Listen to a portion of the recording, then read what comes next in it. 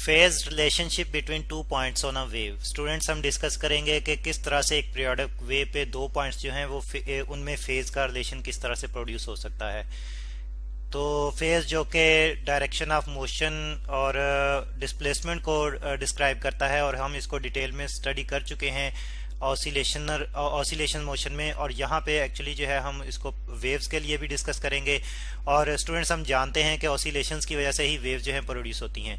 तो एक periodic wave की अगर हम बात करें स्टूडेंट्स, तो पीरियोडिक वेव जो है ये अगर इसकी हम वेव फॉर्म देखें तो साइन कर्व बनाती है। ठीक है जी, साइन कर्व से क्या मुराद है ये भी हम देखेंगे किस तरह का साइन कर्व एक्चुअली हो सकता है, और वेव जो है उससे कैसे साइन कर्व एसोसिएटेड है, और पीरियोडिक वेव जो है एक्चुअली उससे साइन कर्व एसोसिएटेड है। ठीक है जी, तो साइन कर्व एक पीरियोडिक वेव की जो वेव फॉर्म बनती है वो साइन कर्व की फॉर्म में बनती है। ठीक है, साइन हम जानते हैं कि ये ट्रिग्नोमेट्रिक रेशियो है, और एंगल्स की डिफरेंट वैल्यूज जो है वो डिफरेंट सिचुएशन में हम कैलकुलेट करते हैं साइन को यूज करते हुए।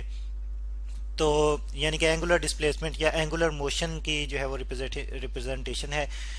तो यहाँ पे अब हम वेव को डिस्कस करने जा रहे हैं। तो एक वेव ले लेते हैं। सपोज कि हमने एक रोप में स्टूडेंट्स एक वेव जो है वो जनरेट की। ठीक है, यहाँ पे आप देख रहे हैं कि ये एक रोप में एक वेव जो है वो ट्रांसवर्स वेव जनरेट की, और स्टूडेंट्स ये पीरियोडिक वेव है।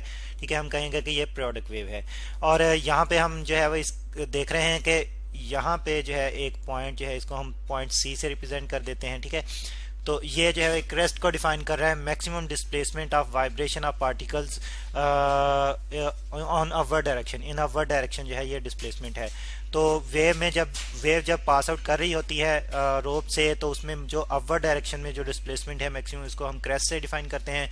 और इस तरह से डाउनवर्ड डायरेक्शन में भी हम देख रहे हैं कि डिस्प्लेसमेंट एक्सट्रीम पोजीशन डाउनवर्ड में जब वो ऑसिलेट करेंगे, तो डाउनवर्ड डायरेक्शन में जो वेव की मोशन होगी उसको हम ट्रफ से रिप्रेजेंट करते हैं। ठीक है जी, एक्सट्रीम पोजीशन डाउनवर्ड डायरेक्शन में जो है वो ट्रफ्स को रिप्रेजेंट कर रही है। ठीक है, अब स्टूडेंट्स इसमें हम देखते हैं कि वेव अगर जो है वो यहाँ पे, यानी कि यहाँ से वेव स्टार्ट कर रही है, और यहाँ पे हम कहते हैं कि जीरो से स्टार्ट कर रही है। तो अगर हम यहाँ पे बात करें तो यहाँ पे हम इसको रिलेट करें अगर सर्कुलर मोशन के साथ, जैसे कि हम यूनिफॉर्म सर्कुलर मोशन को जो है वो सिंपल हार्मोनिक मोशन के साथ रिलेट करते हैं, तो बिल्कुल इसी तरह की ही वेव फॉर्म वहाँ पे हमें नजर आती है। तो यहाँ पे भी कुछ उसी तरह की वेव फॉर्म मिल रही है जब एक पीरियोडिक ट्रांसवर्स वेव जो है रोप में से गुजर रही है।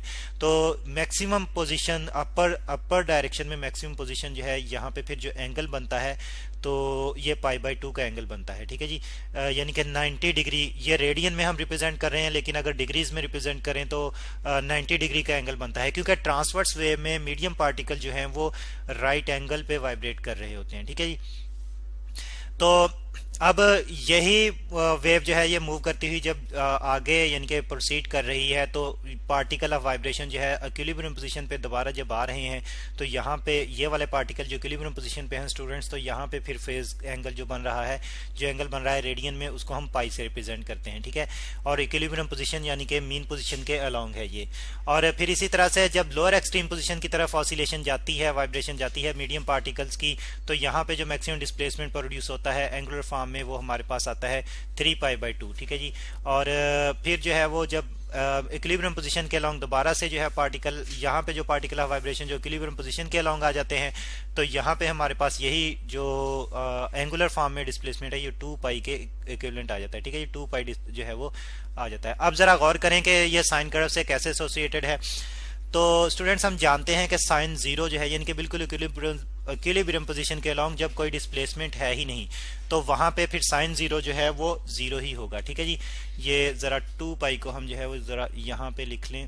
ठीक है जी, 2π। ठीक है जी, तो स्टूडेंट्स हम जानते हैं कि इक्विलिब्रियम पोजीशन के अलोंग डिस्प्लेसमेंट जीरो है, तो हम देख रहे हैं कि एंगल भी जीरो है, और इसी एंगल का अगर हम साइन फाइंड आउट करें तो वो भी जीरो आएगा। ठीक है, और इस तरह से π/2 जो है जहाँ मैक्सिमम डिस्प्लेसमेंट है, तो यहाँ पे अगर हम साइन π/2 लें तो उसकी मैक्सिमम वैल्यू आती है, और इसी तरह से फिर अगर हम पाई पे जो है वो इसकी साइन पाई की वैल्यू फाइंड आउट करें तो वो दोबारा से जीरो आती है, डिस्प्लेसमेंट यहाँ पे दोबारा से जीरो है। और लोअर एक्सट्रीम पोजीशन की जब हम बात करें पार्टिकल ऑफ वाइब्रेशंस की, तो यानी कि वाइब्रेटिंग पार्टिकल्स के लोअर डायरेक्शन में एक्सट्रीम पोजीशन की यहाँ पे 3π/2 डिस्प्लेसमेंट है, इसका हम साइन एंगल लें तो ये हमारे पास फिर मैक्सिमम वैल्यू देता है साइन की, और 2π पे फिर साइन की वैल्यू जीरो हो जाती है जो कि इक्विलिब्रियम पोजीशन के लॉन्ग है। तो इस तरह से हम देखते हैं स्टूडेंट्स के एक वेव जो है वो एक पीरियोडिक वेव ट्रांसवर्स वेव जो है वो उसी तरह की ही है जिस तरह का एक साइन कर्व है, यानी कि साइन कर्व को ही रिप्रेजेंट कर रही है, इसकी वेव फॉर्म साइन कर्व की तरह की ही है। अब इसी वेव को हमने आगे प्रोसीड करवाया, ठीक है जी, ये उसी वेव को हमने आगे प्रोसीड करवाया, रोप में वो आगे मूव कर रही है। तो अब यहाँ पे ये दोबारा से क्रेस्ट जो है इसको हम सी डैश से रिप्रेजेंट कर देते हैं और यहाँ पे ट्रफ जो है इसको डी डैश से रिप्रेजेंट कर देते हैं, ठीक है जी। तो स्टूडेंट्स आप देख रहे हैं कि अब ये वाले पार्टिकल ऑफ वाइब्रेशन और ये वाले यानी कि रोप के पार्टिकल जो वाइब्रेट कर रहे हैं, सी पे भी उनकी वाइब्रेशन उसी डायरेक्शन में थी और उतनी ही थी जितनी के सी डैश पे है, ठीक है। या हम इक्विवेलेंटली यह भी कह सकते हैं कि सी डैश पे भी उनका डिस्प्लेसमेंट और वेलोसिटी जो है वही है जो कि सी पे थी, ठीक है। तो इस तरह से हम कह सकते हैं कि सी और सी डैश पॉइंट्स जो है इन फेज हैं, ठीक है। हम जानते हैं कि फेज डिस्क्राइब करता है डायरेक्शन ऑफ मोशन और डिस्प्लेसमेंट को। तो सी पे हम देखते हैं कि मैक्सिमम डिस्प्लेसमेंट है, उसी तरह का डिस्प्लेसमेंट मैक्सिमम सी डैश पे है और डायरेक्शन भी हमें नजर आ रही है कि अपवर्ड डायरेक्शन में वाइब्रेशन है। तो फिर इस तरह से हम कह सकते हैं कि यहाँ पे डिस्प्लेसमेंट और वेलोसिटी जो है सी और सी डैश पे डिस्प्लेसमेंट और वेलोसिटी जो है आइडेंटिकल हैं, सी एंड सी डैश पे वेलोसिटी जो है वो आइडेंटिकल है और डिस्प्लेसमेंट भी सी एंड सी डैश, ठीक है जी। डिस्प्लेसमेंट ठीक है जी, and velocities are identical and velocities oscillation में जो वेलोसिटी है, ठीक है जी, VELOCITIES वेलोसिटीज, ठीक है जी, आइडेंटिकल है, एक जैसी ही है बिल्कुल। तो जब इस तरह की कंडीशन होती है कि दो पॉइंट जो है वो इन आइडेंटिकली वाइब्रेट कर रहे होते हैं तो उनको हम कहते हैं कि ये इन फेज हैं, आइडेंटिकल, ठीक है जी। तो हम फिर कह सकते हैं कि सी एंड सी डैश जो है ये इन फेज हैं, C and C dash are in phase, ठीक है जी। तो और बिल्कुल इसी तरह से जो है वो हम देखते हैं कि डी और डी डैश भी जो है यहाँ पे जो है वो डी डैश भी जो है ये भी इन फेज होंगे, ठीक है जी। तो इस क्योंकि ये भी जो है इनके भी डायरेक्शन ऑफ डिस्प्लेसमेंट एक जैसी है और यानी कि डिस्प्लेसमेंट एक ही डायरेक्शन में है और इसके अलावा वेलोसिटीज भी जो है वो एक ही तरह की हैं, ठीक है। तो ये भी इन फेज हैं।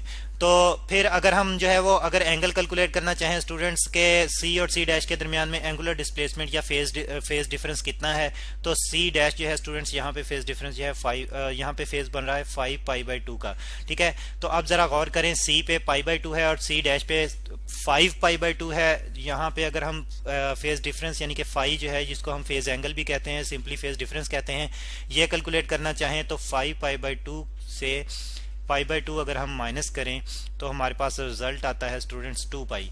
तो इस तरह से जो वो पॉइंट्स जो के पाई 2 पाई का जो है वो मल्टीपल आ जाएंगे तो वो सारे इन फेज होंगे, ठीक है। डी और डी डैश की अगर हम बात करें तो यहाँ पे भी इसी तरह का फेज डिफरेंस प्रोड्यूस होगा, ठीक है जी। ये है हमारे पास फेज एंगल, ठीक है जी, फेज एंगल। तो इस तरह से हमने देखा कि वो वाले पॉइंट्स जिनमें फेज एंगल जो है वो 2 पाई या इसका मल्टीपल हो यानी कि 4 पाई हो या 6 पाई हो, इस तरह से जो है वो हो, तो वो सारे पॉइंट जो है वो इन फेज होंगे, ठीक है जी, इन फेज। और अगर हम स्टूडेंट्स वेवलेंथ के पॉइंट ऑफ व्यू से देखें तो वेवलेंथ के पॉइंट ऑफ से हम देख रहे हैं कि सी और सी डैश में एक वेवलेंथ का डिफरेंस आ रहा है, एक वेवलेंथ जो है वो जनरेट हो रही है यहाँ से यहाँ तक, ठीक है जी। तो एक वेवलेंथ का डिफरेंस आ रहा है। तो इस तरह से वो पॉइंट्स इसी तरह से डी और डी डैश के दरमियान में, तो वो पॉइंट्स जो लैम्डा का जो है वो मल्टीपल हों, वो पॉइंट्स जो कि वेवलेंथ का, जिनमें वेवलेंथ का भी जो है वो डिस्प्लेसमेंट के लिहाज से वेवलेंथ का भी मल्टीपल जो है वो आ रहा हो, तो यानी कि हम लिख सकते हैं कि वो पॉइंट्स जिनमें लैम्डा या 2 लैम्डा या 3 लैम्डा या 4 लैम्डा इस तरह से जो है वो डिस्प्लेसमेंट प्रोड्यूस हो रहा हो, तो वो पॉइंट्स भी जो है वो इन फेज होंगे, ठीक है जी, इन फेज। तो ये तो बात आ गई कि उन पॉइंट्स की जो कि इन फेज होंगे। अगर हम आउट ऑफ फेज की बात करें तो आप देख रहे हैं कि सी और डी में जो है वो डिस्प्लेसमेंट अपोजिट है, वेलोसिटीज भी अपोजिट हैं, तो फिर ये वाले जो है आउट ऑफ फेज हैं, ठीक है जी। सी एंड डी जो है ये आउट ऑफ फेज हैं, C and D are out of phase, ठीक है जी। और अगर हम फेज एंगल कैलकुलेट करें यहाँ पे फाई, तो स्टूडेंट्स हम देखते हैं कि यहाँ पे सी पे क्योंकि जो है पाई/2 है और डी पे जो है ये 3 पाई/2 है, ये अगर हम सब्ट्रैक्ट करें यहाँ पे तो हम देखते हैं कि यानी कि डी वाला हम पहले लेते हैं 3 पाई/2 माइनस पाई/2, तो हम देखते हैं कि डिफरेंस हमारे पास आ रहा है पाई का, ठीक है जी। तो जो सिंपल पाई का मल्टीपल जहाँ पे डिफरेंस प्रोड्यूस हो रहा हो यानी कि फेज डिफरेंस जहाँ पे जो है वो फेज एंगल जो है जहाँ पे सिंपल पाई का मल्टीपल जो है वो आ रहा हो, यानी कि हम कह सकते हैं कि ये हमारे पास आ रहा हो पाई, ठीक है जी, या इसका मल्टीपल आ रहा हो, तो वो पॉइंट जो है आउट ऑफ फेज होंगे। और अगर हम वेवलेंथ की बात करें यहाँ पे, तो फिर हम देखते हैं कि यहाँ पे वेवलेंथ जो है वो हाफ आ रही है, सी और डी के दरमियान में वेवलेंथ का हाफ आ रहा है, ठीक है जी। तो इस तरह से फिर वो पॉइंट्स जिनमें वेवलेंथ का जो है वो हाफ ऑफ मल्टीपल प्रोड्यूस हो रहा हो, यानी कि हम कह सकते हैं कि λ/2, और ये ऑड इंटेग्रल होता है, odd integral of half of wavelength, यानी कि 3λ/2, और इसी तरह से फिर आगे 5λ/2 प्रोड्यूस होगा, ठीक है जी। तो जब इतना डिस्प्लेसमेंट जो है वो प्रोड्यूस हो रहा हो, डिस्प्लेसमेंट का डिफरेंस प्रोड्यूस हो रहा हो, तो वो पॉइंट जो है वो आउट ऑफ फेज होंगे, आउट ऑफ फेज, ठीक है जी। तो स्टूडेंट्स ये है phase relationship between two points, जब एक वेव जो है वो प्रोग्रेसिव वेव जो है वो मूव कर रही होती है।